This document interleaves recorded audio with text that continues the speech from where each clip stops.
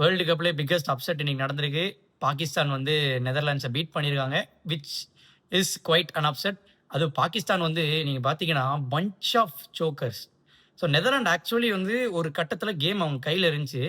First batting அவங்க ஆடும்போது 10 over 13 ஓவர்லேயே they were at 105 for 3. Michael Levitt, Ackerman 2 பேரும் பிரில்லியண்ட்டாக வந்து ஸ்டார்ட் பண்ணாங்க. அண்ட் பாஸ்டி லீட் அவருமே வந்து நல்லா ஆடினாரு. அண்ட் அவரோட விக்கெட்க்கு அப்புறம் next 7 overs they were just 48 or something. அங்கேயே வந்து I thought game was over. ஆனால் அங்கே பாகிஸ்தான் உலகமாக சோக்கர்ஸ் நாங்கள் தான்டா மாப்பிள்ள அப்படின்ற மாதிரி வந்து காமிச்சிருக்காங்க. 98க்கு 2. ஃபர்ஹான் வந்து 48 பிரில்லியண்ட்டாக அங்கே ஒரு எண்ட் ஆனார். அப்புறம் வந்தார் பாருங்க king Babar. 18 ball 15 one of the greatest T20 world cup knocks நீங்கள் வந்து இன்னைக்கு பார்த்தீங்க நெதர்லாண்டுக்கு ஆப்போனன்ட்ஸ்க்கு. ஸோ அந்த மாதிரி ஒரு அழகான ஒரு நாக் ஃப்ரம் கிங் பாபர் அப்படியே கேமை வந்து வேற பக்கம் திருப்பி கூப்பிட்டு போயிடுச்சு. அதுக்கப்புறம் உஸ்மான் கானு பேட்டில் பால் படவே இல்லை, ஒரு போல்டு.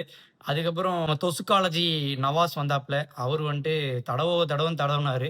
அதுக்கடுத்து Shadab Khan, he was quite in good form recently. ஆனால் இன்னைக்கு வந்து அவருக்கு சரியாக ஆட முடியல.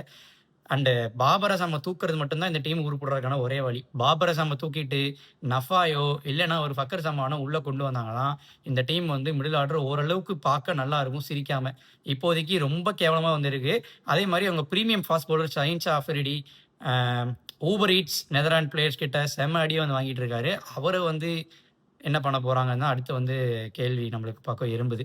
நெதர்லாண்ட் வந்து கடைசி 2 ஓவரில் 30 run. I thought game was sealed. Faheem Ashraf நல்லா பிரில்லியண்ட்டாக வந்து ஆடினாரு. அண்ட் அங்கே வந்து மேக்ஸோட கைக்கு வர கேட்ச், கைக்கு வந்து உழுகிற கேட்ச், அதை பிடிச்சிருந்தாருன்னா கேம் வேற மாதிரி போயிருக்கும்.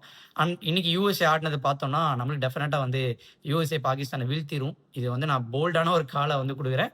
உங்களோட ஒப்பீனியன் நீங்கள்